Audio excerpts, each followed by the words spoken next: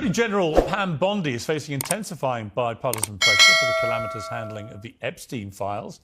Bondi claimed the so-called Epstein client list, which many imagined as a record of high-profile abuses he'd blackmailed, was sitting on her desk. The administration now says there is no list, there was no blackmail, and that the release of prison videotapes proves he took his own life. Well, that video skips forward by a full minute, fueling even more speculation, for which he offered this rather torturous explanation. The minute missing from the video, we released the video showing definitively the video was not conclusive, but the evidence prior to it was showing he committed suicide. And what was on that, there was a minute that was off the counter. And what we learned from Bureau of Prisons was every night, they redo that video. It's old, from like 1999. So every night the video is reset, and every night should have the same minute missing. So we're looking for that video to release that as well, showing that a minute is missing every night. And that's it on Epstein. That's not likely to be it on Epstein for Bondi or anybody else in the administration. For those who've demanded answers for years, spurred on by the very people now in office who are saying there simply aren't any, it's a fundamental issue of trust. President Trump has made clear he's sick of it all. Can I just interrupt for 1 second? Are you still talking about Jeffrey Epstein? This guy's been talked about for years. You're asking, we have Texas, we have this, we have all of the things. And are people still talking about this guy, this creep? That is unbelievable. We are going to talk about this creep. Later on, I'll interview his brother, Mark Epstein, who has some explosive insights onto the DOJ's conclusions. But we begin with the utter devastation in Texas and the deadly flash floods that have killed more than 100, with at least 160 still missing in a single county. Frantic search and rescue operations are ongoing as we speak. Democrats are attempting to tie their response to government cuts. In a moment, we'll introduce the panel to debate all this. But first, I'm joined by Texas Senator Ted Cruz, making his debut on Uncensored. Senator, welcome to you. Piers, great to be with you. Thank you for having me. It's great to have you on. Thank you very much. First of all, where are we with this? We know that over 100 people have been very sadly killed here. We know that another 170 or more remain missing. Is there any hope at this stage, Senator, do you think, that you're going to find people alive? Well, listen, there's always hope, but obviously the further along you get, every hour, every day, the odds go down. The confirmed fatalities is over 100, as you noted. There are 165 known people that are missing. We don't know everyone that's missing. One of the problems is this was the 4th of July weekend. This is a very popular vacation spot. You had people camping, people who don't live in Kerr County who came there, were camping by the river, were celebrating the 4th of July. You had people in RVs. We had RVs, dozens of them, just swept into the river. And so they don't have a complete list of who is missing. But it's just a question of systematic search, and it's both aerial search using helicopters, it's ground search. There are teams that are systematically covering the area, and then it's also using canines to discover. Tragically, most of what is being discovered now are bodies of people who have deceased, and of those 100, we know at least 29 of them were girls and counselors at Camp Mystic, and I'll tell you, on Monday, I was there on the ground in the hill country. I was at Camp Mystic. I got to tell you what I saw at the camp. It may be the most horrible thing I've ever seen in my life. The Guadalupe River is a beautiful river, and just I don't know if you've ever been in this part of Texas, Pierce, but it's central Texas. It's the hill country, and it's widely considered the prettiest part of the state. There are rolling hills and canyons and these gorgeous rivers, and so you have lots of summer camps, about 40 summer camps, because it's a great place to vacation and kids. I've been swimming in that river and floating in that river dozens of times, and normally it's beautiful and peaceful. In the early mornings of July 4th, in the early morning hours, over 1.8 trillion gallons of water fell on that river, and it rose about 30 feet. And at Camp Mystic, the cabins are hundreds of yards away from the river, but it rose so fast that the girls' cabins had about 8 feet of water in them. You could see the water line in the cabins, and it swept all the furniture out. It blew the windows out and tragically killed a significant number of campers, especially the younger ones. There's one cabin right in the middle that was called the Bumble Inn, and it was a cabin of third-grade girls.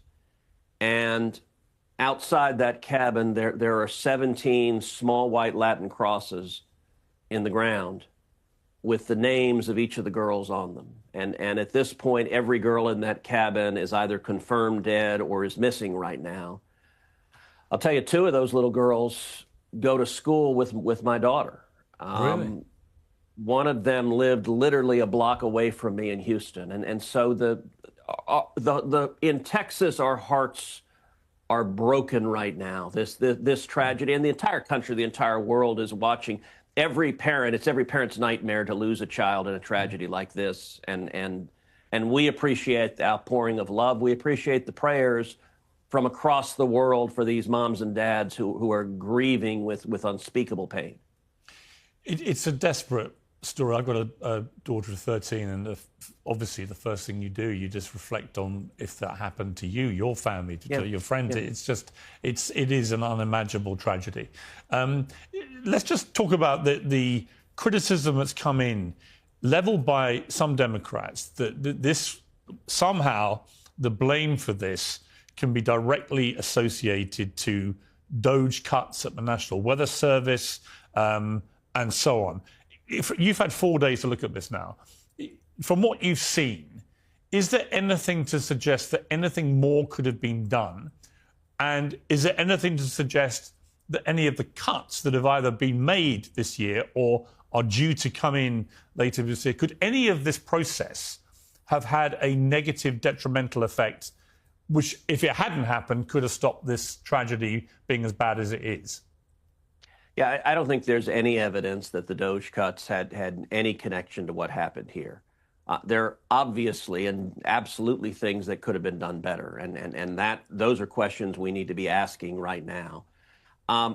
Listen, whenever you have a natural disaster, whether a hurricane or a tornado or flooding, you sometimes get partisans who try to score political points, and if you see a hurricane, there are those on the left who'll say it's Donald Trump's fault, no matter what happens. I think that's inappropriate. I think we ought to be focusing on getting people out of harm's way.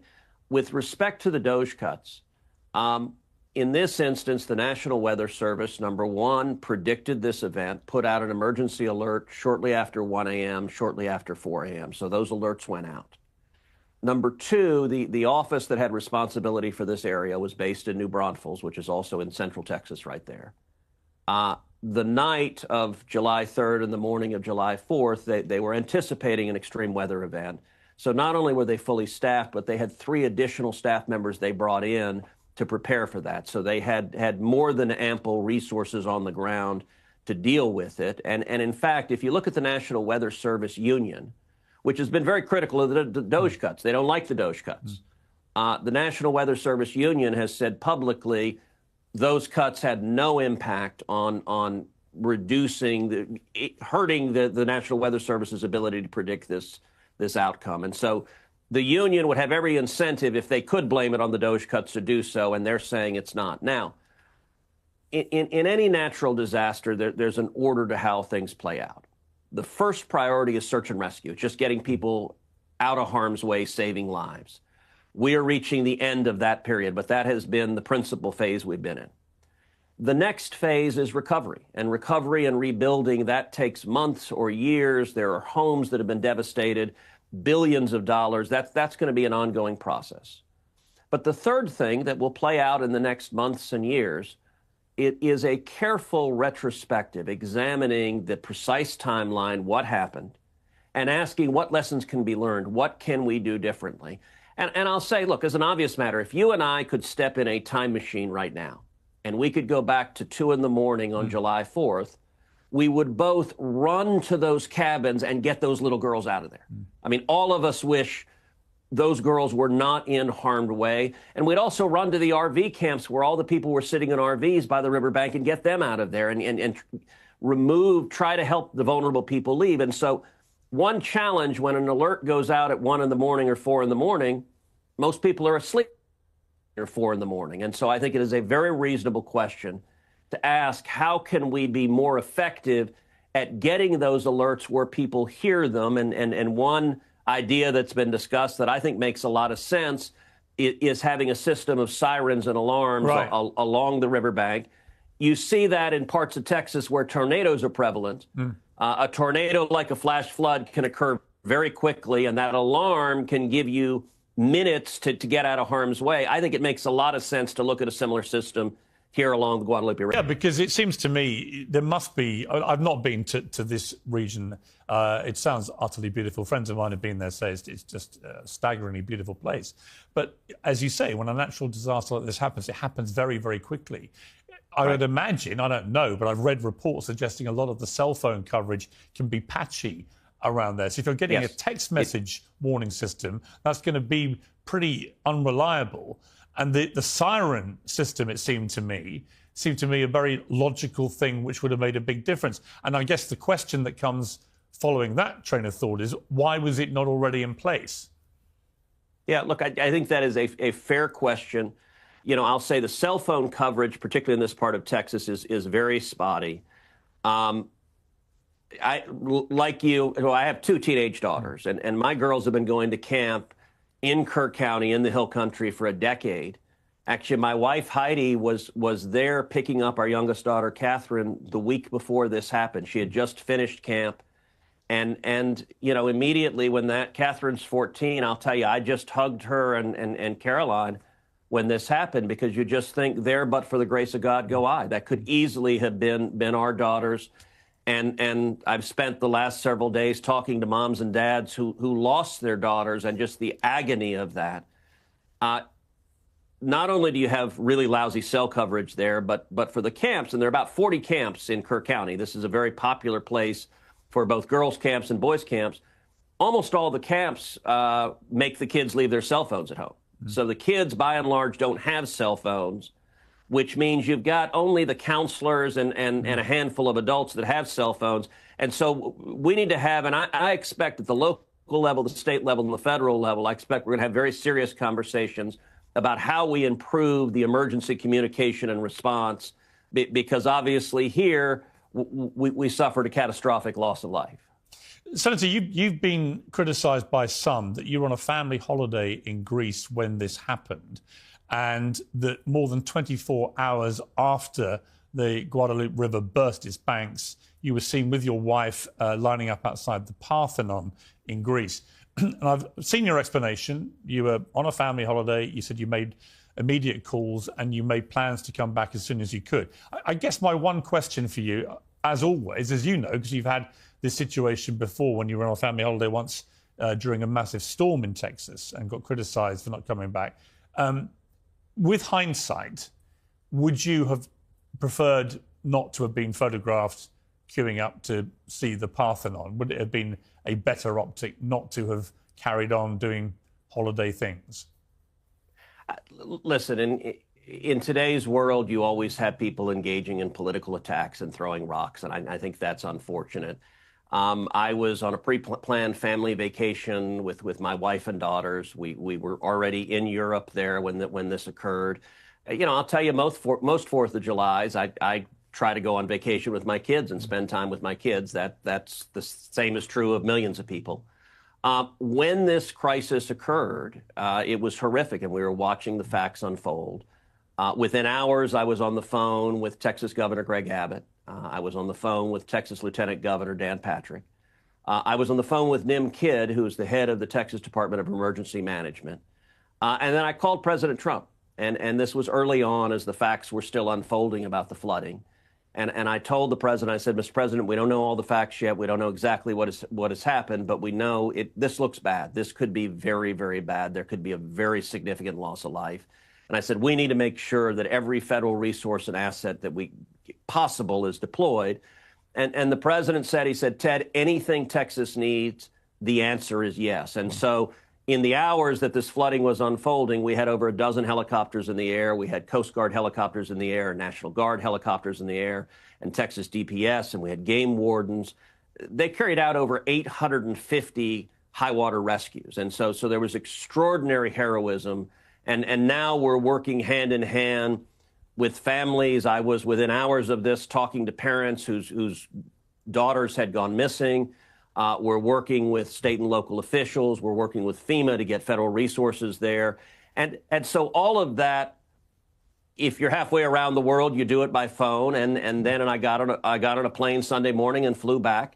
And it takes a whole day to get back. And so I got in Sunday evening and was there by 7 a.m. Monday morning in Kerr County and spent the entire day there on the ground. And so those who want to play politics that with this, they can do that. My focus is on the crisis that is unfolding on the ground and doing everything we can to help those who are hurting right now in Texas. It was reported, and maybe you can just clear this up, an eyewitness said that you, as you were lining up for the bathroom, that somebody walked past. This eyewitness said that they said to you, 20 kids dead in Texas and you take a vacation. He sort of grunted and walked on. His wife shot me a dirty look. They continued on their tour guide.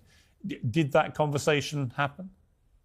Not that I know of, but apparently this was some angry left-wing person who said that. I didn't hear anyone say that, but apparently this individual believes they did. The grunt they heard from me, I had nothing to say about that. I don't recall. I did not hear anyone say that. But listen, we live in a world that is really polarized, and so people engage in hate on both sides that I think is really unfortunate. One of the consequences of serving in public life. Look, I see lots of people, and sometimes people say really good things. I sort of joke that people often will raise a finger to me. Sometimes it's a thumbs up. Sometimes it's a different finger, and that's, that's just sort of the polarized world we live in. Yeah. But I wish both sides would show a little bit of grace and treat each other with more humanity. And so there are people on the Democrat side of the aisle I disagree with, but I try very hard not to attack, not to demonize them. As you know, I do a podcast every week called Verdict with Ted Cruz. We do the podcast 3 days a week, and one of the things we do, we've taken the podcast on a lot of college campuses, and we'll have college students. We'll open it up to 90 minutes of Q&A. And I'll tell you, Piers, my rule when we do that is I say, look, if you have a hostile question, if you have an antagonistic question, come to the front of the line. And we're going to have a constructive, civil conversation. We may disagree, but I think all of us need to talk to each other more rather than the world we live in now of just hating each other and throwing insults, I think is really counterproductive. I totally agree. And in fact, funny enough, when you had your sort of dust up, as it was reported, but actually it was a really interesting conversation between you and Tucker Carlson. I like that conversation. I think you should have robust conversations. And all right, it gets clipped up and things go viral and people take their kind of tribal positions. But actually you need more of that. People getting in a room and having sometimes polar opposite opinions, but thrashing it out. You only came on to talk about the floods, and I don't want to abuse that. I just can't, given we're basically building the show around this. I just wanted to ask you one question about something else, and it's about these Epstein files.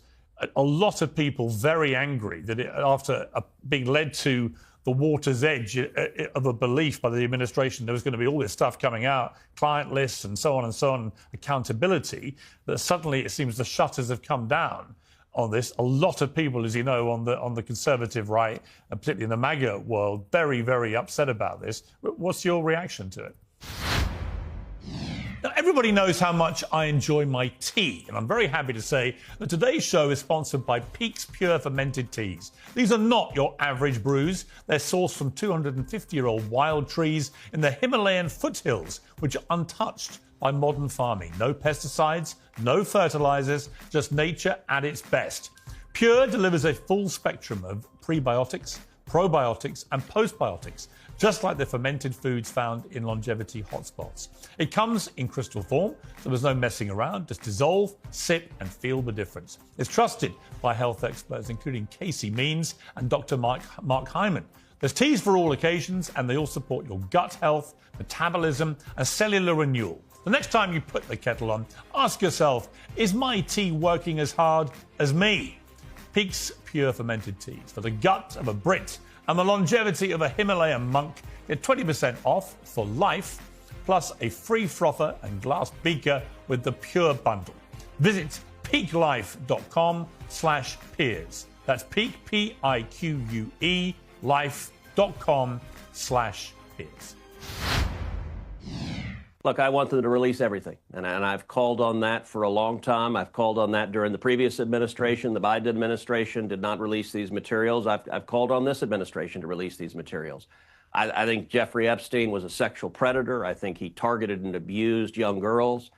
And all the evidence we have is there were a number of other men who participated in that. Yeah. And I want to know everyone who participated. I want to know everyone that went to Epstein's Island. And you know, the Attorney General has said that there are thousands of hours of videos, of explicit videos. And what she told me, I asked her a couple of months ago what the delay was. And what she told me then is she said the delay was that they're trying to go through those videos and make sure they're not releasing images of kids being sexually abused. And I understand that. You want to protect the privacy of the victim. And so and she just said that takes time.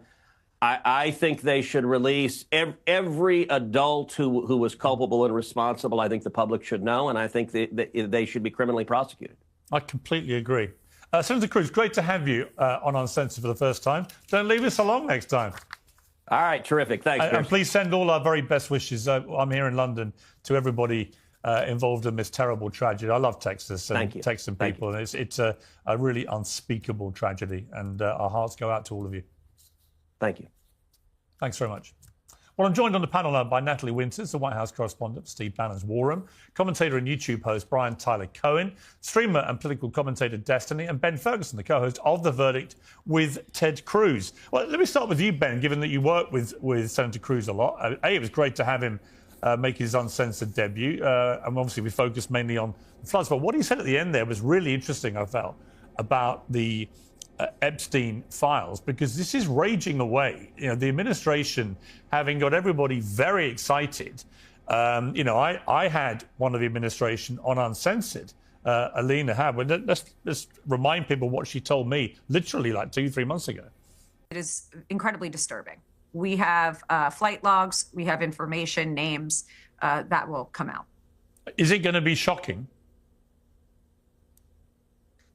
I don't see how it's not shocking that there were so many individuals that were hidden and kept secret and not been held accountable. Let's talk about the reverse. I believe in accountability. So you have to now go through your process. Now, I won't say they're guilty until they go through their time in court. But again, now it's time for accountability. We have seen for so many years, Piers, in this country, many investigations, subpoenas, testimonies in Congress, et cetera, et cetera. But there's a general frustration with accountability. We take it halfway. We don't take it home. And I really believe that now with Cash and Pam, there will be accountability. Now, Ben, that clip has had millions and millions of views this week, understandably, because there's a massive disconnect between what she told me there and what Pam Bondi was saying and what others were saying and what's actually materialized in the last 48 hours. You know, Senator Cruz there very firmly that he wants everything put out and he wants criminal action taken against those who broke the law. What's your view? Couldn't agree more. Look, I think there's transparency the American people deserve, but not just the American people. Most importantly, the victims. They deserve to not have this be covered up in any capacity or for people to just stop looking. I don't know if there's certain information that has disappeared or wasn't there that they thought was there, but at the end of the day, all that we do have needs to be put out there in a responsible way. You have to protect the victims. That is something that's extremely important. And so it's got to be done in an orderly way. But there are too many people that have talked about this on the record, saying that there's a lot of stuff out there, to then all of a sudden say, all right, well, maybe we don't have it. Maybe it's not there. Whatever the story is, give it to everyone the same way and make sure you protect those victims. But they deserve justice. And I don't think this is going to be the end of the story. I think there's far too many people that are asking the questions that you just mentioned, that the senator mentioned, that I'm mentioning. And this should be nonpartisan. This should be non-political. You have children that apparently were sex trafficked and abused in horrific ways. That has nothing to do with politics. It should come out whether the people that were the perpetrators of this were liberal or conservative or agnostic. It doesn't matter. You need to protect the victims, and we need to make sure things like this never, ever, ever, ever happen again. Right. Brian Tyler Cohen, I mean, I do think it's a non-partisan issue. Obviously, nothing is these days. But I do think that it is completely baffling to me, just as a journalist, that you have this extraordinary scandal that rages away for many years. The main perpetrator dies in prison and is believed to have taken his own life. But the only person that's actually been made criminally accountable and is now languishing in prison is Ghislaine Maxwell, his kind of madame figure, who's a woman. So none of the other men who are widely believed to have been involved in this, none of them have been made accountable. What's your view of this? Yeah, I mean, my view is that this is a con job by this administration. All of these people, Kash Patel, Alina Habba, Dan Bongino, Donald Trump, all of them came forward and said that this was a priority for them because they were stringing their supporters along.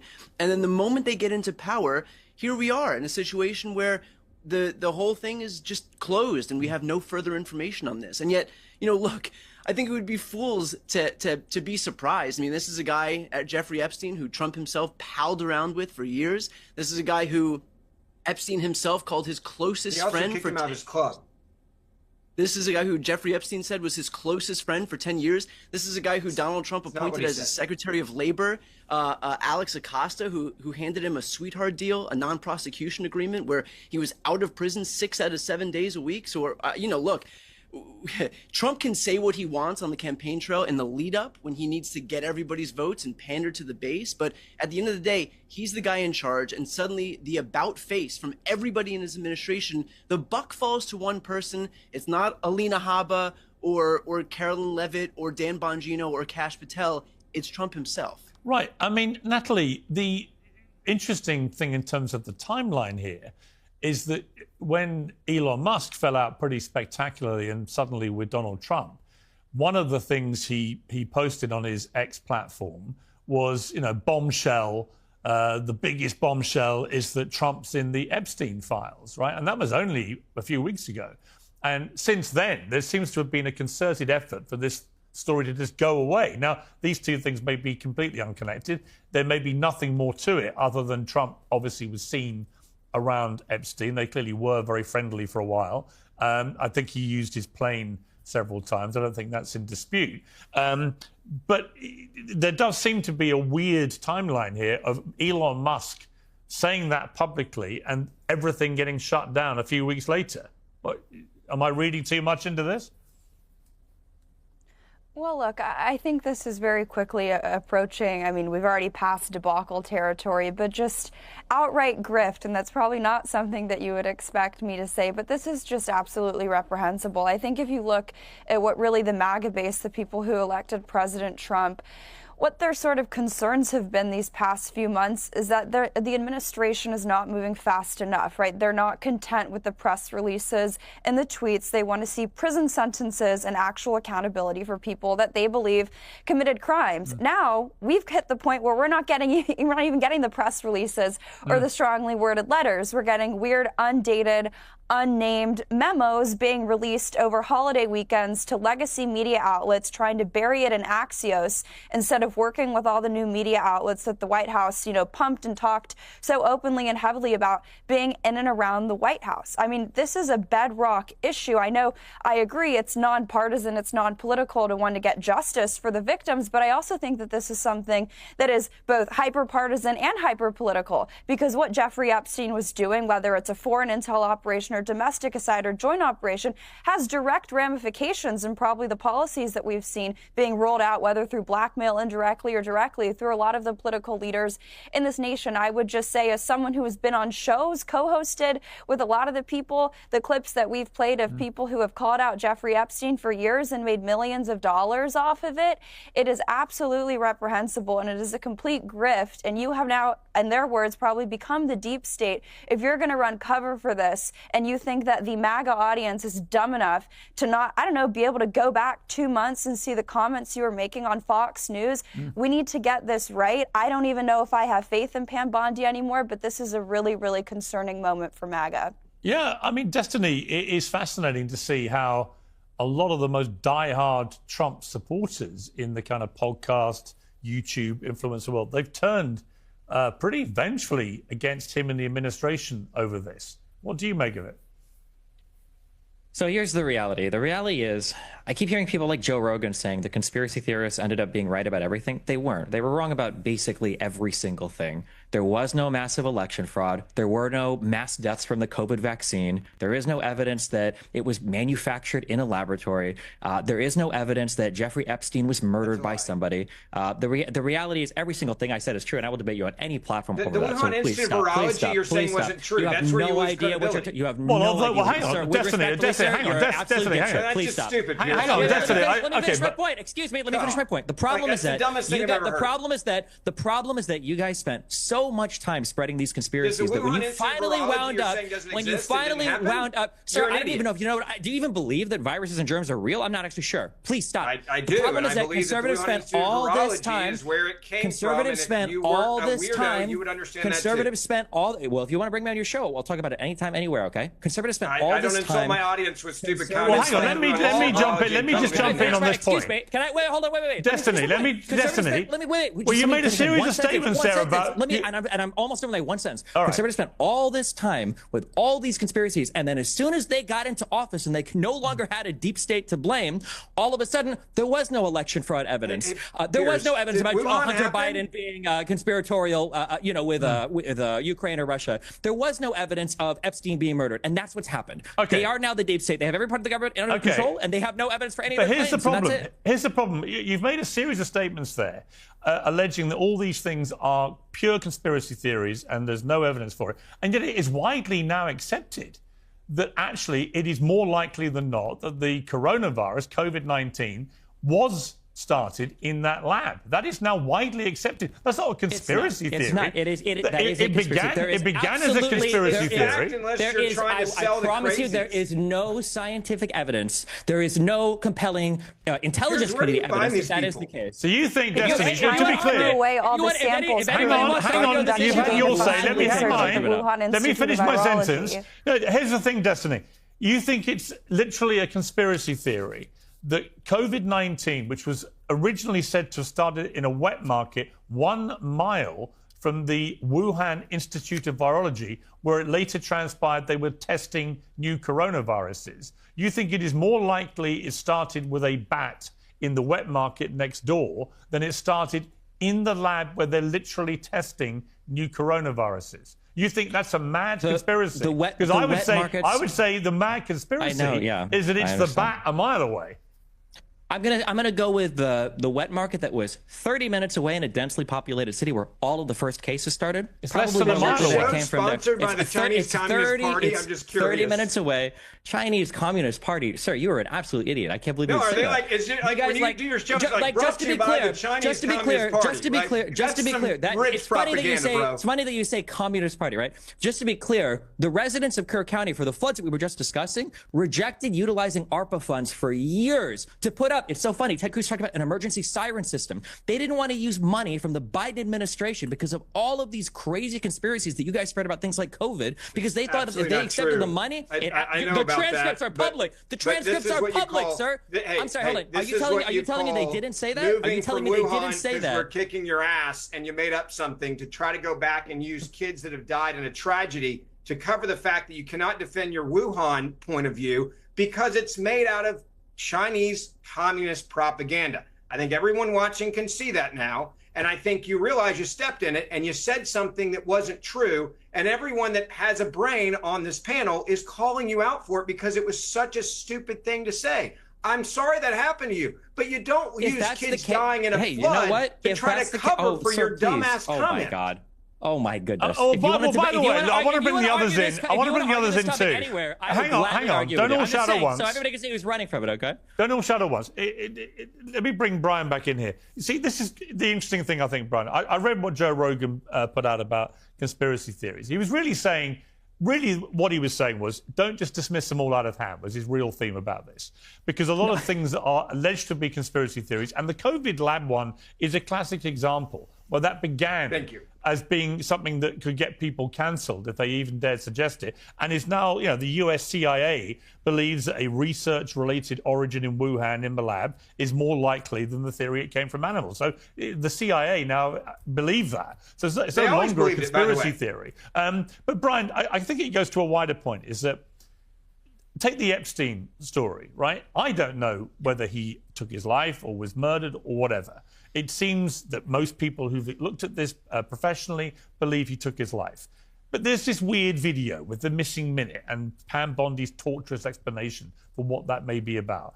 There's also the undeniable fact that he surrounded himself with a myriad number of famous, rich, powerful people who would have a vested interest in shutting him up. That is indisputable. There are also all these rumors flying around, which, even Alan Dershowitz thought there may be some merit to this when I interviewed him on Monday, that he may have been some kind of Israeli Mossad agent of some sort. You put all this together, and again, it's very easy to say, well, it's all a conspiracy theory, to say that he did anything other than he took his life and nobody else was involved. There's no client list. Nobody else abused these girls. It's over. I don't think that's the conspiracy theory. The conspiracy that's going on right now, it seems to me, is a conspiracy of shutting this down, of silencing debate about it, wanting to move on, and for actually nobody other than Ghislaine Maxwell to be held accountable when it is... I mean, look, take Prince Andrew, right, in my country. Prince Andrew paid Virginia Giuffre a reported $11 million, right, but claimed he never met her, right? But there's a photograph of him with his arm around her when she was 17, 18 in a London townhouse. Now, call me a conspiracy theorist, but you don't give $11 million to someone you've never met, right? I don't care who you are. So, again, a lot of the stuff swirling around here doesn't make a lot of sense. And I don't think it's good enough for people just to say it's all conspiracy theory. So shut up and move on. Your thoughts? I would completely agree. And in fact, we saw yesterday when the White House was posed these questions, Trump freaked out and said, whoa, why are we still talking about this? Like, can't we talk about something? You've got Donald Trump, who has spent every waking minute of the past almost decade talking about the water pressure in his shower and toilet. That guy suddenly doesn't want to engage in a topic that he's spoken about before. We've heard him go on and on about immigrants being rapists and murderers every day. We've heard him go on and on for the better part of a decade about Hillary Clinton's crimes and the Biden crime family. This guy repeats himself like to the ends of the earth. And yet on the issue of Epstein, which by the way was an issue that his campaign predicated so much of their focus on, that they garnered so much support from their audience based on, now he doesn't want to talk about it. So yeah, I mean, I guess the expression that would come to mind is a hit dog will holler. Well, also, again, I'll repeat, this follows just literally whatever it was 3-4 weeks ago, Elon Musk in their big public spat suddenly posting, the big bombshell is that Trump's in the Epstein files. So it might be a move, by the way, that started a conversation about deporting Elon Musk, in case you were wondering whether there was any there. So yeah, I mean, clearly that he hit a mark by or he hit a nerve by saying stuff like that. But I mean, for this administration to try and brush it under the rug. And Natalie, I do agree with what you said about there being a lot of grifters. I mean, we've seen Dan Bongino and Kash Patel focus so much energy, so many resources, so much time on this exact issue, only for them to come out and say, oh, well, there's there's absolutely nothing here.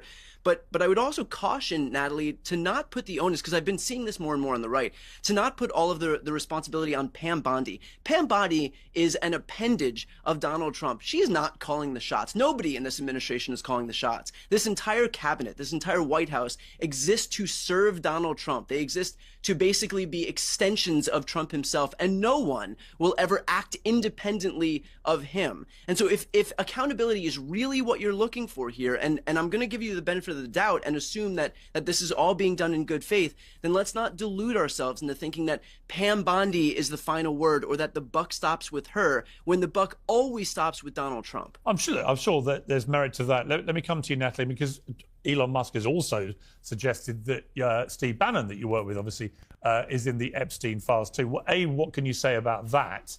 I mean, what's the reaction to that, first of all? Well, I'll always let Steve speak for himself, but I can guarantee you Steve is certainly not in the Epstein files. Perhaps Elon needs to both be deported and sued for defamation.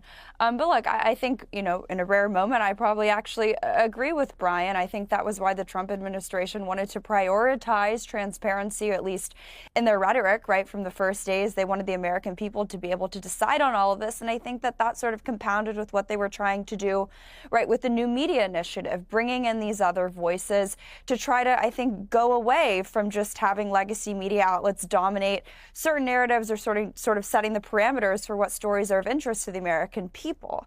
And I think when you talk about transparency, I don't know if the Chinese Communist Party or right now the Trump administration or whoever it may be, deep state, take your pick, is engaging in more of a cover-up when it comes to whether it's the Epstein files or the origins of COVID, respectively. I think that's a rather asinine point. But to link it all back to what you were saying, Piers, I think labeling all these things at the onset, rather, a conspiracy theory, compounding with, I think, a lot of sort of the censorship apparatus that we saw spring up under Joe Biden, you sort of get that same reaction to what people had when President Trump was sitting in his cabinet meeting and saying, why are people interested in this? Why are people looking at that? It just makes people double down. So even if you want to be pragmatic, respectfully, Destiny, saying that there's no evidence, I think you can agree that there is at least one piece of evidence that may intimate that COVID-19 developed in the Wuhan Institute of Virology under Shi Zhengli. I just think these draconian statements make people not more likely to sort of entertain the other side of the fence, but it makes people think that there actually are conspiracies going on to cover up information. Yeah, I would agree. And Destiny, I'm going to take you up on... Hang on, Destiny, I'm going to ask you a question. She said in 2020, Destiny, I'm going to ask you a question. So this was under Biden? I'm pretty sure that was under Trump. So if you want to blame anybody for the censorship, it would have been Trump. I know Let me ask you a question, Destiny. Who's president there, but... Destiny, I want to ask you a question. So a woman called Kylie Jane Kramer posted on X, I've been trying to wrap my head around how the flooding in Texas became so devastating so quickly. Why not evacuate? Then I saw this. Lieutenant Governor Dan Patrick said the Guadalupe River rose 26 feet in just 46 minutes around 4 a.m. That doesn't even seem natural. To which you reposted this and you put your own words. I heard God killed those kids because they were using NordVPN, promo code Destiny, to get around the Texas porn ban. On reflection, do you think that was grotesquely tasteless thing to be posting? Absolutely not. The hand wringing here. Oh my God! Stop. If you want to talk about dead children, then you should talk about the residents of Kerr County who rejected using ARPA funds to build the very siren system that Ted Cruz was over here virtue signaling about. Now that the kids are dead, last I checked, the siren system isn't bringing anybody back to life. Okay, the very same system that they could have built for the better part of the last decade. They didn't want to touch those ARPA funds because they thought that if they did, Biden would go and steal their homes, which is the exact same lie that was told in North Carolina when people were rejecting FEMA funds because they thought that if the government was giving them money for their houses, they'd steal it. If you want to talk about grotesque and ghoulish things that are being said, it's what you put online. I agree with you. It's what you wrote online. It is grotesque. It's disgusting. But I mean, I guess that's what you do. How long have people like you told us that if we spend less money in Ukraine, you guys are going to spend more money investing in things like infrastructure in the United States? Where is that money going? We just had another massive debt increase. Another massive debt increase for more tax cuts for wealthy people. Congratulations. Thank you so much. All right, let me get a Ben. How's that deficit doing? Don't talk over each other. How's our deficit doing? Is it going up or down? Don't talk over each other.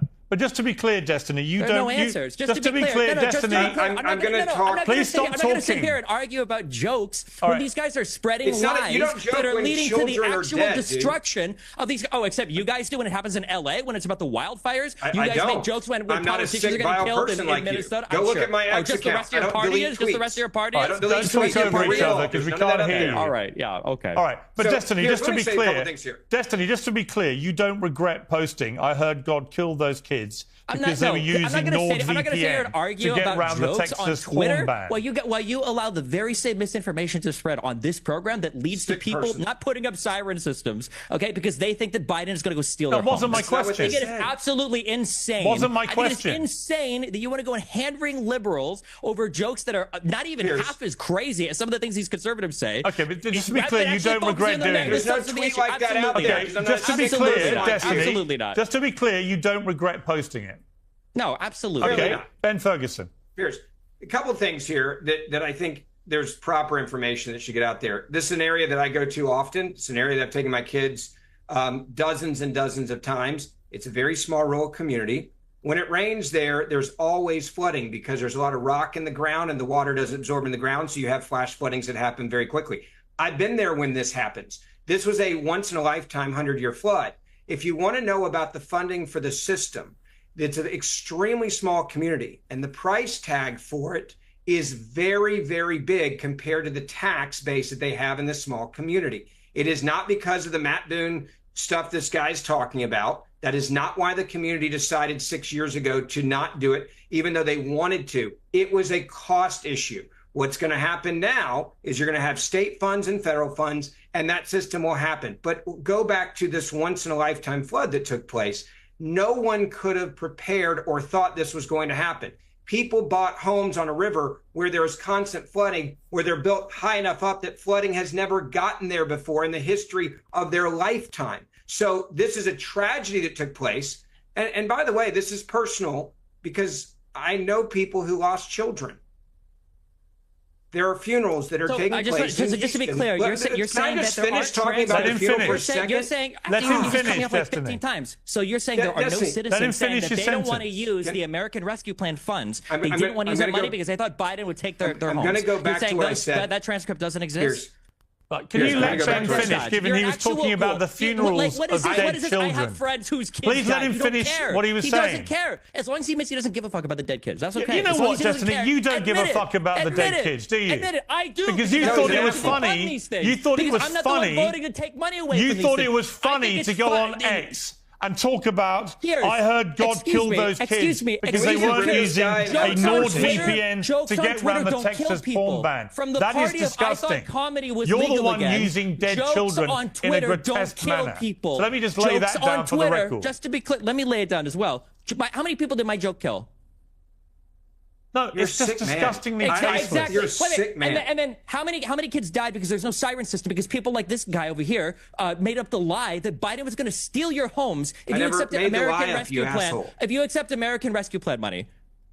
Exactly. I never made that up. The difference is I would like to hear Ben. I would like to hear Ben finish the story he was telling us when he was talking about the funerals of dead children. So let him finish that, please. What do you mean we didn't have the funerals? Wouldn't that be better? Can we mute him? Rather than you talking about why you were right to crack a sick joke. Ben. Okay.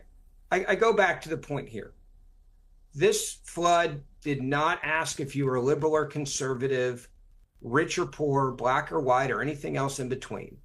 People lost their lives, and many people lost their lives trying to save kids in an unprecedented flood. If we could go back, I'm sure this community would have said, we'll figure out a way to have the money.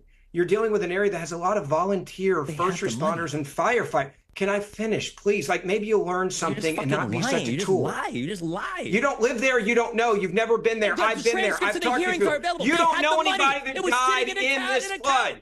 You're a POS. That's who you are. I would like to finish my point, Piers. Finish it, Ben. Thank you. There are people that died in this flood helping try to save the lives of others. There are elderly that died.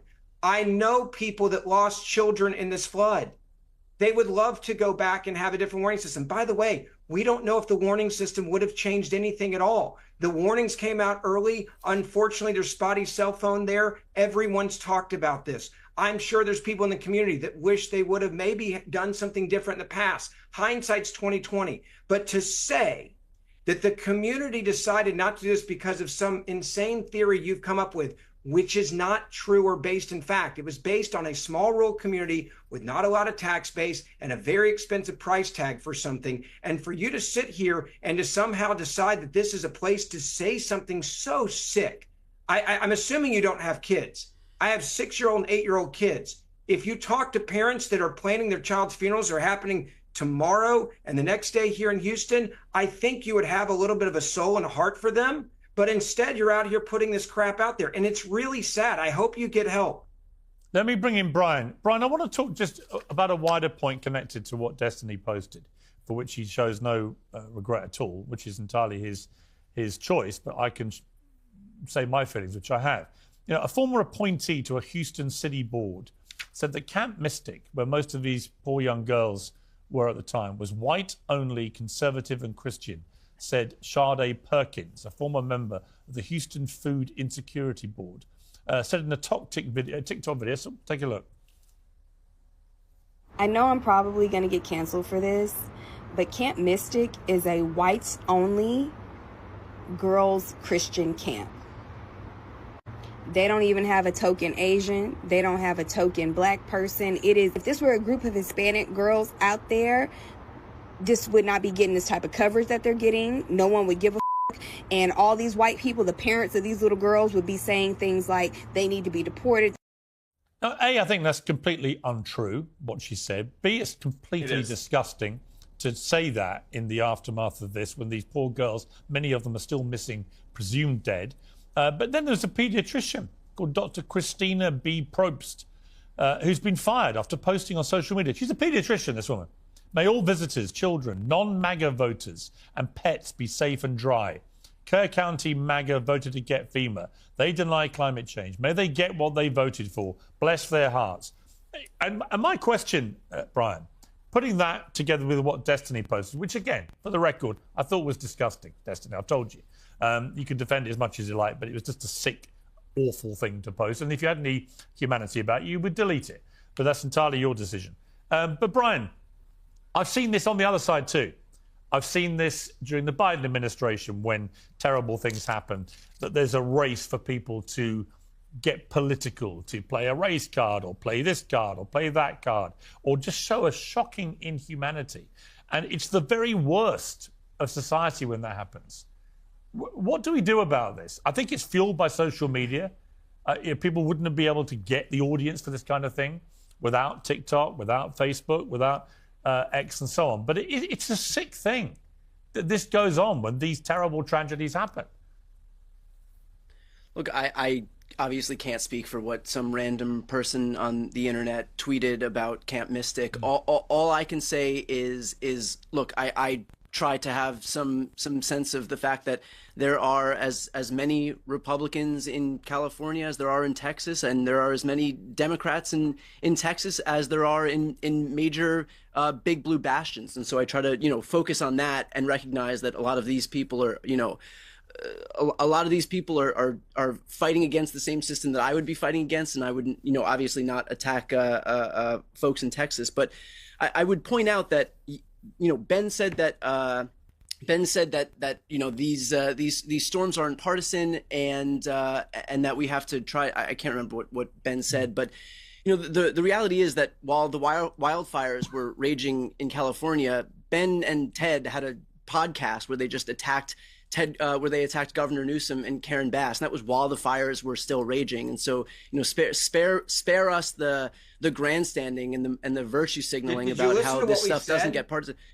This was here's Ted Cruz's tweet. Right now, everyone is horrified watching the LA wildfires. In today's episode of Verdict, we break down the catastrophic policy decisions made by Gavin Newsom and LA Mayor Karen Bass. While the wildfires were still raging in Los Angeles, while I was standing on my roof in LA, spraying down my house with a hose to make sure that my house wouldn't set on fire when the fire was down the street within 1 mile of my house. Did you listen to the show? And so Ted Cruz decided to come out and make his entire episode, which, by the way, there is not. So I'll tell you what we said because I was on that show. Excuse me, let him finish. You were crying so much about people interrupting. Let him finish. I know.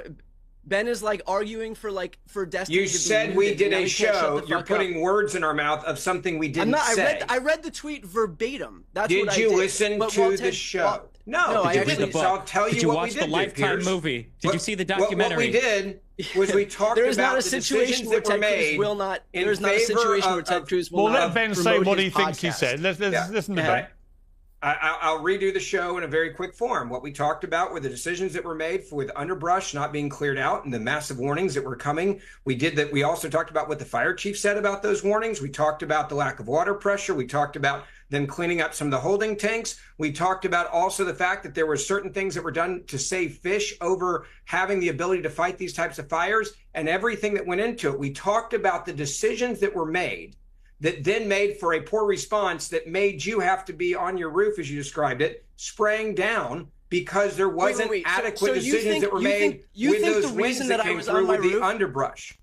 You think the reason that I was on my roof was because while the Santa Ana winds were ripping through LA at 100 miles per hour and 50,000 acres of LA were burning, that some bogus fucking story about the smelt, about Delta smelt, is why LA was burning? You're a joke, bro. You have no idea what you were talking about. You have no idea what you're talking about. I'm quoting the people in your government in California.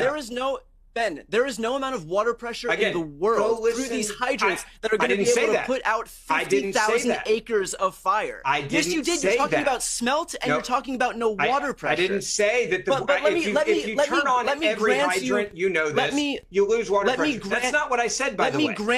Let me grant you the larger point, though, and I think the point that you're trying to make, I'll grant you this, even though you don't deserve it, and you're just going to spew a bunch of bullshit about smelt and water pressure. Please don't give me any charity, okay, brother? But let me grant you the larger point and say that there are still things that people could do. And I'm not here to argue that California did a perfect job or does a perfect job with regard to how they manage all of this stuff. But to that point, then, do you think it's maybe a little stupid that Trump would fire 10% of NOAA's workforce, which is about 1,300 staffers and researchers? Do you think it's a good idea, then, that Trump called for reducing NOAA's workforce by a further 17%, which would be another 2,000 staffers and researchers? Do you think it's a good idea that Trump slashed 20% of FEMA's workforce? Yeah, do you think it's a smart idea to phase out FEMA completely? Do you think it's a smart idea that 25% of NWS's stations lack a meteorologist? All of this stuff is so let's go back to the basics here. If you're asking about the size of government and the president making a decision to reduce the size of government when it makes sense, I have no issue with that. By the way, the staffing and the lies that were put out by many on the left and the media was that there was understaffing when it came to the warnings that were coming out from the National Weather Service. That was a lie. They were staffed above normal staffing levels. They held people over the day before and the night of the storm in Texas.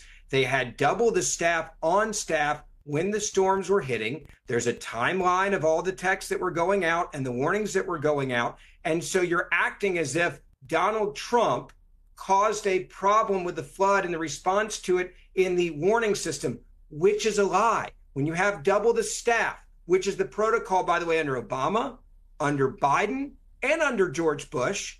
So this is nonpartisan, and everyone showed up for work, and people were held over. You're now just trying to score political points on the lives of dead children for political reasons. Okay, let me ask. Hang on. Let me bring in Natalie, because she's been waiting patiently. Natalie, when I read out what Destiny posted there, what was your feeling about that? Well, I think that's probably the textbook definition of what it means to be a grifter, trying to profit off of dead children by pumping NordVPN and your promo code. It's reprehensible. I'm pretty sure you're an atheist. You don't believe in God. You certainly don't believe in traditional marriage. So I would expect nothing less that you would double down and defend it. Blows my mind. I mean, I agree comedy's important, but I don't think, no offense, maybe shouldn't be a stand-up comedian if you want to start your career by posting about dead children. It's really not all that funny. And it really wasn't even a joke. You were trying to profit off of it. So I think that's sort of a compounding evilness to what you did. What do we do, Natalie? So real quick, for compounding evilness, just so I could read this because it's entered into the record. Okay.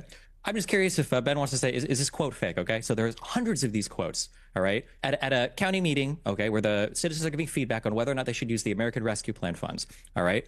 Citizen Mr. R says there's not just a lack of transparency, but the Biden administration is pulling the wool over our eyes. If we see what's actually written, we make a clear decision. This is wrong. Texas has been going in the right direction. I moved from Washington State a year ago. Washington is just falling lockstep with whatever this admin wants to do, and we're watching with clarity the damage. As far as COVID and the recovery money, the majority of the damage has been caused by the government. We're doing well. I'm a retired firefighter, EMS. I love law enforcement. So do no harm is going by the wayside. Let me finish one more sentence.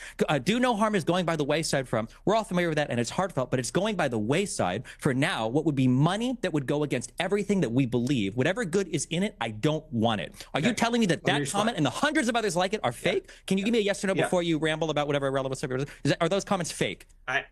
I'm going to go back to what I want to say. You said what you said. I'm going to say it. Answer. Number one, this is why you debate kids on college campuses. I'm answering the damn question, dude. Like, just chill for a second. Drink whatever hemp juice or that is, okay? Keep going. All right. So number one, that's one person. Number two, if you weren't so dumb, if you weren't so dumb, if you weren't so dumb, find another one if you want. If you weren't good, you found two. If you weren't so dumb, go Google the size. You think they don't exist? Go Google the size of the Comfort, Texas City Hall. You can't fit hundreds of people in any meeting there, you moron. You found one. You act like there's thousands that showed up. They did not show up and say that on the record. Are there people that said things on the internet? And then the there people are can some. go out. But if you look at how small the you can bring community 5 in and is, 5 out. If you see a room that can only fit 10 people, did you know that 100 people can fit in that room if 10 go in and 10 leave? I do. Are we? Do we forget this now? We don't. Again, if you understood the size of the town, which you don't, because you don't care, because you're literally trying to make money off of dead people. You're the one who's getting kids killed, and I can't wait for the next once-in-a-lifetime disaster in Texas. You moron. The next time the power grid freezes, the next time another flood happens, and dipshits like you were up here saying, could we have ever seen it coming? Make a living but hey, you know what? At least Marjorie Taylor Greene is out here proposing legislation to stop the Jews from putting clouds in the sky. So thank God we have you guys working hard on the problem, okay, to stop the weather modification program from Bill Gates. Thank you stay up till 3 a.m. and watch the internet? Thank you, God. Thank you, God. Okay, Brian. Let's just talk on a bigger picture about, because it's interesting to me, the whole Epstein thing, for example, I think has been fueled, the sequence of events, by what Elon Musk put on X. And he's now creating a third party. He says he is, the America Party. It's never worked before, but we've never had somebody with his money or social media firepower to drive it. So I don't think it should be dismissed out of hand. How dangerous an enemy can Elon Musk turn out to be for Donald Trump? If, for example, in the midterms, he decides to aggressively support, anti-Trump candidates, for example, and is successful in doing that, and gets some resonance for this party, this third party, and then that moves forward with some momentum to a general election. I mean, how big could this get? What's your feeling about the Musk-Trump meltdown? I think it could go both ways. You could make the argument that the reason Trump is president right now is because Elon Musk gave him $300 million and campaigned relentlessly in Pennsylvania, for example. So obviously there is a lot of weight that can be given to a candidate by virtue of endless funds. Elon has that. On the flip side, look, I mean, he put forward this threat that he was going to make sure that whoever voted for the big beautiful bill was primaried. They all voted for it except for Thomas Massie and Tom Tillis, and so they were not going to vote for it anyway. I'm sure that Elon's tweet and Rand Paul. Elon's tweet had no bearing on any of those three, and so you could also make the argument at the same time that his influence is waning in the Republican Party. I think what's the broader picture though is that this is Elon is somebody who has Elon himself is no white knight here, especially as it relates to Democrats. This is somebody who, predicates so much of his focus on eliminating waste, fraud, and abuse, which, by the way, so do the Republicans, but everyone is full of shit here. Elon had carte blanche, full reign of government with Doge, and instead of going after the biggest agency in government, which has failed 7 audits, which is the Pentagon, he goes after USAID, which is 0.5% of the budget and affords us soft power without firing a single bullet across the world. He goes after the Consumer Financial Protection Bureau, which saved billions of dollars for 200 million consumers. That is a fraction of the budget. He goes after the EPA, the NLRB, the Department of Labor, the Department of Transportation. Every single agency that had enforcement or fines levied against him are the ones that he focused on. And instead, the Pentagon gets a raise to $1 trillion. So spare us on the grandstanding about reining in reining in the federal deficit. But the same goes for this Republican Party. All of these people, House Freedom Caucus included, predicated so much of their identity on this idea that they were gonna that we have to stop this existential threat that is overspending and saddling our kids and future generations with all of this interest that we're not going to be able to pay off. All these motherfuckers voted for it. All of these people are completely full of shit. They string their people along just like they did with the Epstein situation. They strung all their supporters along with these promises that they're going to be the fiscal responsive, that they're going to be the fiscal conservatives, that they're going to be the adults in the room. They get into office, they explode the deficit because the only priority they have not Epstein, not lowering costs, not adding jobs, none of that stuff. It is giving themselves a tax cut. That's the only long-standing principle they have. It's all they did in 2017. It's all they're doing right now. Everything else is window dressing to con their supporters, their marks, into thinking that they're going to help them. All right. Let me say this about him real quick, Elon Musk, and how this could be an issue. You go back and you look at guys like Jesse Ventura. You go back and you look at Schwarzenegger. You go back and you look at Ross Perot.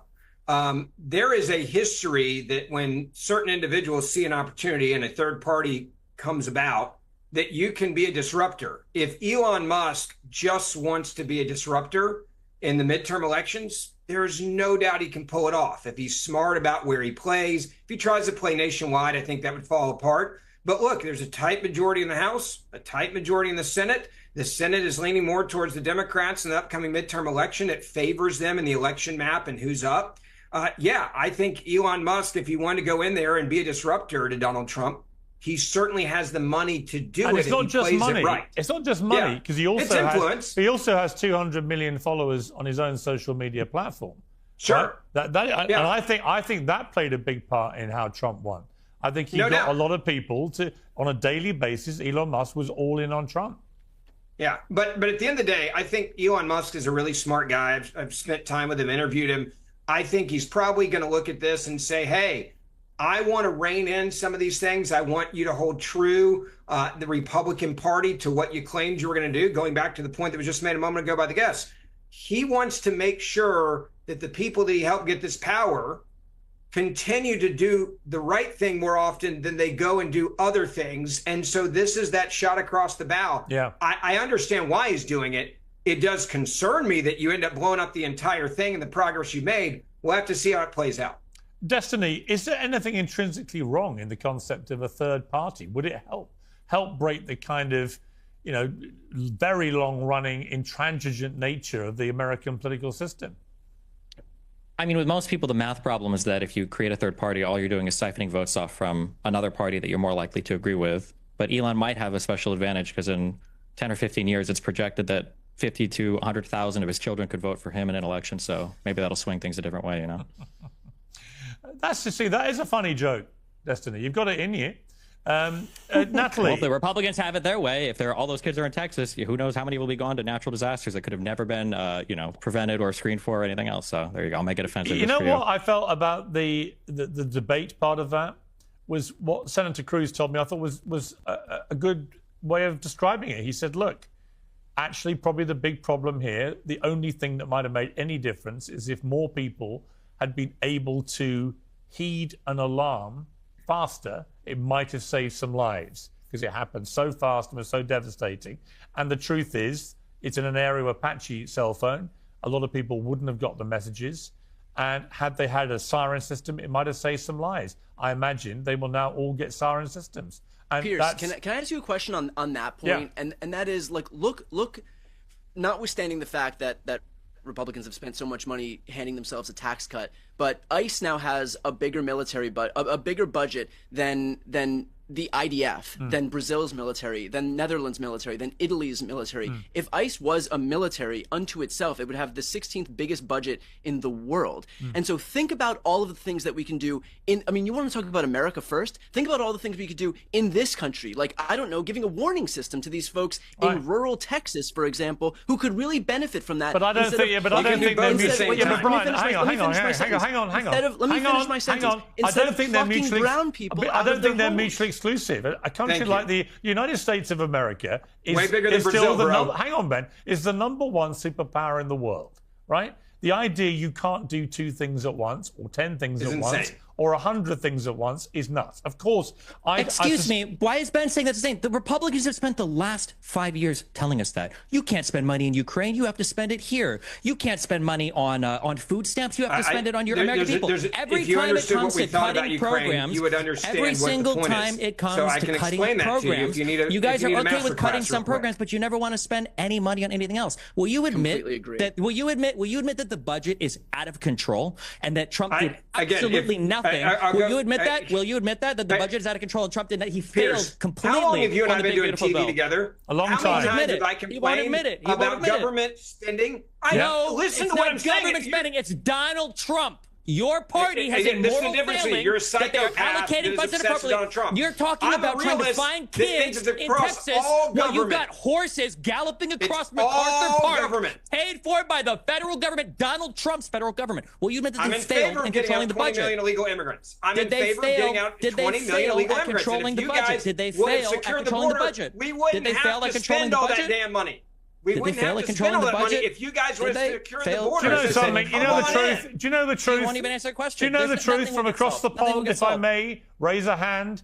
Is I think the debt was in 1980 was $1 trillion, and now it's heading towards $40 trillion. And in that time, last time I checked, in that time there were a lot of Democrat presidents and a lot of Republican presidents. So it may just be, Destiny, this is a problem which both parties, which both parties, which president both parties have contributed to. Who had the last budget surplus? What president was that? It's got to be Trump. Why are you laughing? Do you even know how numbers? You didn't even know how time worked earlier. So how are you planning to understand the budget? 50 years of Donald Trump being president. It's all his fault. All right, I didn't hear a word of any of that. I want to give the last. Okay, enough. For anybody listening at home, okay. Enough. I want to give the last. I want to give the last word to Natalie, who's been waiting very patiently. Natalie, last word to you about this issue of Elon, Trump, the deficit, where this all goes, another party. Your quick thoughts. Well, Elon failed at Doge, not just the $2 trillion to $1 trillion to $9 billion. There should have been criminal referrals and indictments for all of the, scams and schemes that they were talking about. And there wasn't one person, maybe one random USAID contractor sort of on a separate path. Good luck if he wants to start a party with what I think a foreign-born COO of it.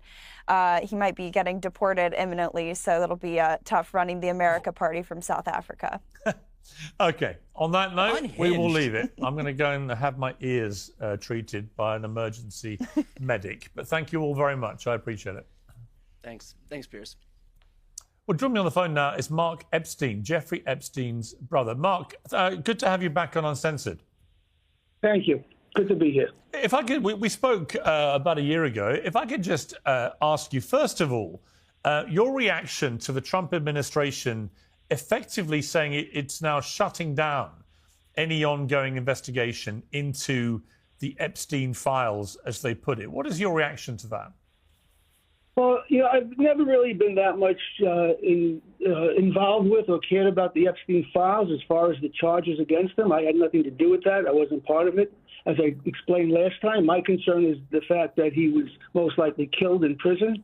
That's what I'm concerned about. And the fact that they're trying to hide that or trying to shield that and trying to put it off as a suicide when everything else points against suicide, that's what I'm concerned about.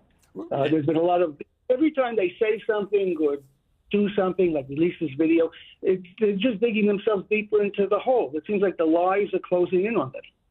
So explain to the viewers exactly why you believe your brother didn't take his own life and somebody else took it. Okay. Well, first of all, when I first heard that he was dead from the apparent suicide, I had no reason to doubt it. I figured, well, he's in prison, what he was facing, he didn't have children, or parents are gone. I figured, okay, if he decided to take himself out, I would just respect that. But then, we did the autopsy the next day, and the city pathologist who did the autopsy with Dr. Bottom there, they both came out of the autopsy room, and they said that they couldn't call it a suicide because it looked too much like a homicide. That wasn't my suggestion. That was them, the professionals. And then you get all the things that went wrong in the prison. The cameras weren't working on the maximum security tier. The guards weren't checking. There's just a lot of things that went wrong in the prison. And then, Jeffrey was trying to appeal his bail decision. And he had a hearing coming up, and it would have been an extremely large bail that he was offering. And that hearing was coming up soon. Now, I know Jeffrey, and I thought that if he had a chance of getting bail, he would wait to commit suicide to see if bail was denied, it would make it more plausible that he killed himself. But why would he kill himself literally days before he had a chance of getting bail? That doesn't make any sense. And that's another thing. And then when you hear the statements that come out, like when Bill Barr first said he saw the videotape and he saw that nobody went in or out of the tier because the camera outside of the tier was working. He said no one went in or out of the tier. That convinced him it was a suicide. Well, that was a blatantly naive statement from the top law enforcement official of the United States, because there were 11 to 12 other prisoners on that tier that could have killed somebody on the tier. And also, conversely, to think somebody could get to that door, go inside, kill somebody, and leave through that door completely undetected is just asinine. Because there's 6 levels of security before you get to that door.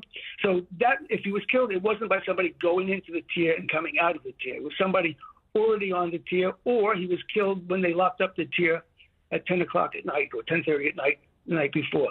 Let me just remind viewers, we had this conversation a year ago, but just for the record, do you believe that your brother was guilty of very serious sex crimes? The only thing I know he was guilty of is that he was with girls that were too young. All the other crimes and accusations, I have no clue of. I wasn't involved. I wasn't there. I hadn't seen Jeffrey for a number of years before his death, and I mean we were always in communication via phone or email, but we didn't. We lived two separate worlds. So I had no idea what he was doing. So yeah, that's the only thing I could say I know he was guilty of. The other stuff is not my business. I wasn't involved. I don't know what the charges are. So I'm only concerned with the circumstances of his death. And had you been in contact with him when he was in prison? When he was in prison, no. The last contact I had with him was the night before he got arrested. He was in Paris. He called me from Paris that night, just a normal brotherly call, check up on each other. And then the next day he flew home to Teterboro Airport. He was arrested at the airport. His attorneys called me and told me he was arrested. The last conversation I had with Jeff was the night before he was arrested. He was obviously convicted of a paedophile crime many years previously. Did he ever... He was convicted of prostitution or involved in prostitution or something. That was in Florida in 2006 or something. With an underage girl, though? Yeah, I believe so, yeah. Yeah, so that's a crime. I mean, that made him a paedophile. Yeah, he spent a year in jail for that, yeah. So I guess my question is, as his brother, after that, did you have any discussions about that criminal offence that he was found guilty of? I told him to make sure anything in the future stays with girls that are not underage. What seems very clear is that he ignored that advice and carried on having all these girls, many of whom... Wait, I got to stop you there. I don't know about that because from what I understand, what he was being charged with more recently was stuff that took place back then. I haven't heard of charges since that 2006 or 2008, whenever he got out. I haven't heard of charges that he was with underage girls after that. I haven't heard that. Maybe he was, but I didn't hear charges about that. Like I said, the charges I was aware of took place back then. And part of his defense was going to be that when he made that deal back in 2006, he had a non-prosecution agreement with the government after that. So it seemed like they were trying to prosecute him for things that he was supposed to have been safe from. So I don't, like I said, I don't know if he was with. I don't know if there's charges that he was with underage girls after 2006, that episode. But obviously, you will know the same things that we've all read about your brother, which is that he had this island. He took a lot of underage girls there. A lot of them have made very serious allegations about being raped and sexually assaulted and abused, and the other rich, powerful people, men, were also involved, none of whom have been brought to justice. What do you feel about that? Well, I think if that was the case, that we would have heard about some of these men. Why aren't these quote victims? Why aren't they naming names? Well, the suggestion is that there's been a. Well, the suggestion is, Mark, that there's been a big cover-up to prevent those names being released. Well, but people know who these victims are. The attorneys know who these victims are. They could come out and say it. I mean, the Trump administration now says case closed. Do you think it should be closed, or should there be further investigation to establish exactly who else may have been involved? Well, again, I'm not concerned about that, to be honest with you. I mean, if wrongdoing was done, people should be punished, but I don't know that wrongdoing's been done. I know that I'm concerned about my brother's likely murder. The Trump administration, the Trump administration is also making it very clear that from all their investigations, they believe it is indisputable and 100% certain that your brother took his own life. Well, yeah, because who are they protecting? Look, when Bill Barr made the statement about no one, it was a suicide because no one went in or out. When Kash Patel makes a statement saying that it's suicide when you see it. My question to him was, how many suicides has he seen? Okay, where you take Dr. Roman and Dr. Bodden, who did the actual autopsy, and they came out of the autopsy, and they said this looks more like a homicide than a suicide. Then how does the Trump administration say overrule that? Dr. Bodden has done about 500 autopsies on prison suicides over the last 50 years. He's been, there's very few people with that kind of experience. And he's saying that to him, this was not a suicide, it's a homicide. So, yeah, anyone in the Trump administration could say, I don't think so, but what's their backing? Like I said, when Kash Patel said, a suicide when you see it, how many suicides has he seen? Is he a forensic pathologist? Is he a doctor? It's a laughable matter that he can come out social. Where months ago he was saying that it wasn't a suicide.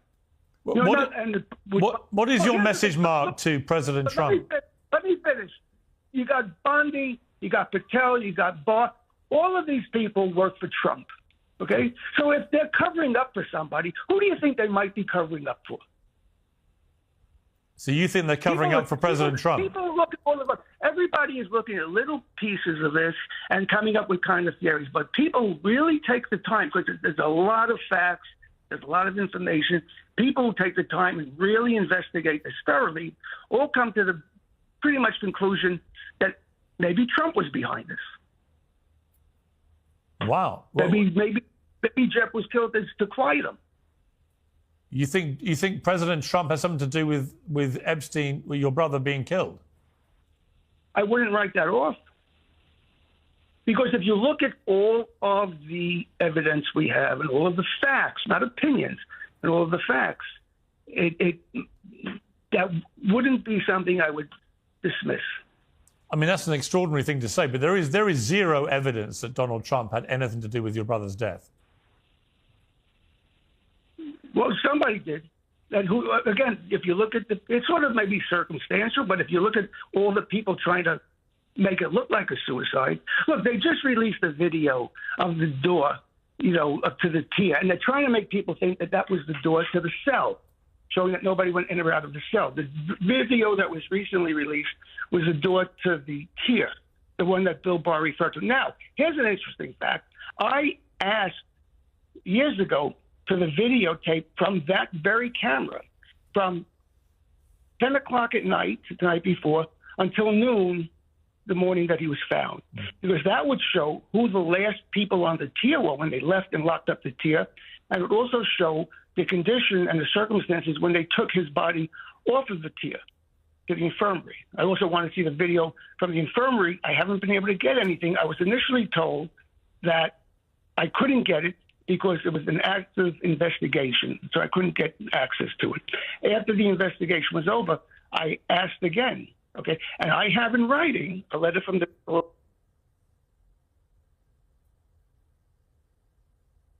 door to the tier, the footage that Bill Barr referred to. They told me the cameras that were working don't show that area. And then a few days ago, they released the footage of that very area and the very camera I was referring to. So first I couldn't get it because it was an investigation. And then they were telling me it doesn't exist. And now it shows up. They release it. So it's just too much.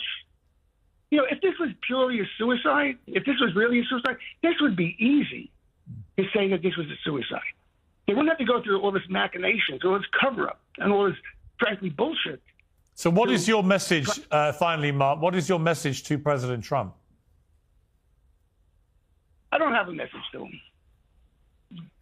Do you want him to reopen the investigation into how your brother died?